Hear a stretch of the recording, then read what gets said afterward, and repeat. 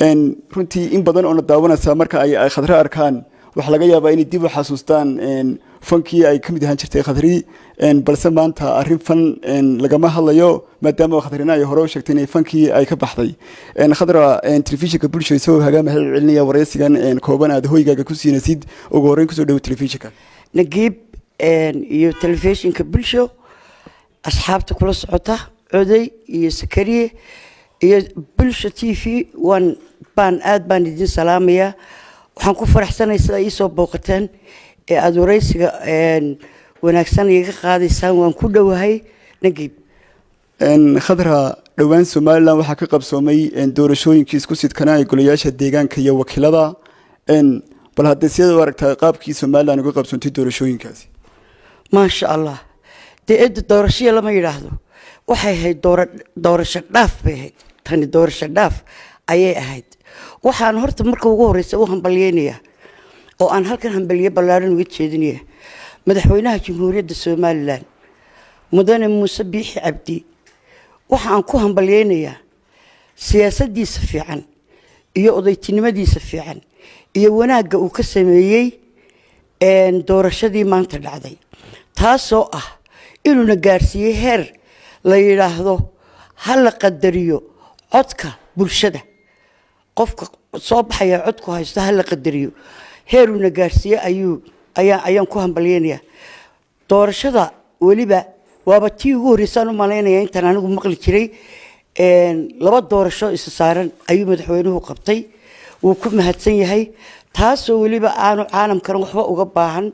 ee ay noqotay inuu wixii wadanku lahaa iyo hantidii wadanku lahayd doorashadii dhexdeena uu ku qabto oo ay nabadgelyana inoogu dhamaato madaxweynaha intaasaan leeyahay ilaahay waxaan ka baryayaa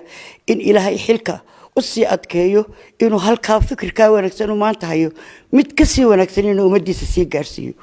waxa iigu xiga labada gudoomiye ee xisbiyada ucud iyo wadani oo iyaguna dadaal fiican sameeyay runtii oo odaytinimo iyaguna ku dhaqmay oo aan buuq iyo qaylo samaynin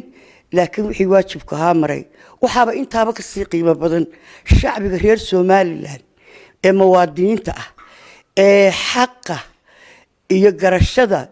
iyo sharafta badan leh ee u dareera mulba doorasho qof iyo cod ah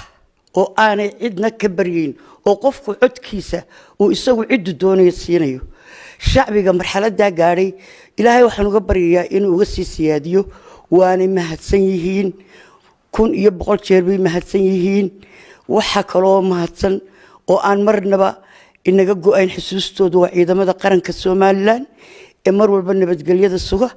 ee mar walba hagaajiya ee nidaamka iyo komishinka wanaagsan ee hagay ee hufay ee kala sifeeyay shaxdan quruxda badan inoo soo dhigay aad baan iyagana u hambalyeynaya waxaan hambalyeynaya musharaxiintii soo sharaxday ee aadka u faraha badnaa intii soo baxday intii hadhayba waan hambalyeynaya waxaan leeyahay adduunyadu maanta uun maaha bariba waa la gaari doona ninkii maanta hada waxa weeye bari ayuu noo yahay kayd ka maanta soo baxayna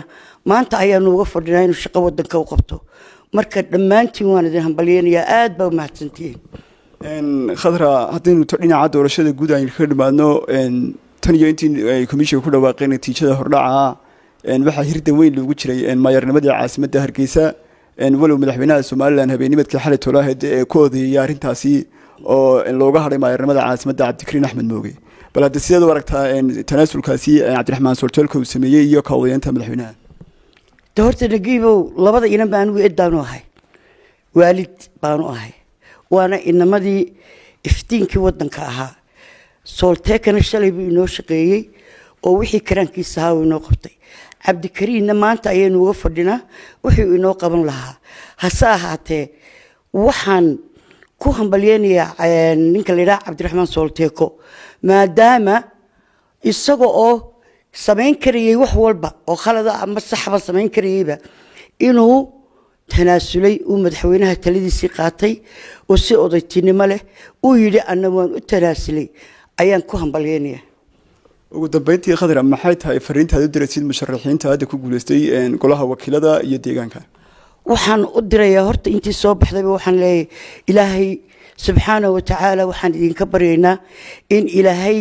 xilkaa idinku asturo in ilaahay idin tuso dariiqa saxa ah wax badan bay Soomaalidu cabataa inamada maanta soo baxay waxa la idinka rabaa shacbiga cabanaya ina ka bisaan cabashada ina u shaqeysaan sida xaqa ugu shaqeysaan dadweynahana waxaan leeyahay ha loo ogolaado inay xafiisyada ku shaqeeyaan madaxdu oo ha laga daayo buuqa iyo caburinta madaxduna waa inay ugu shaqeeyaan sidii la arki jiray ay ugu shaqeeyaan shacbiga oo hawlahooda ay u kala saaraan intaasan fareeya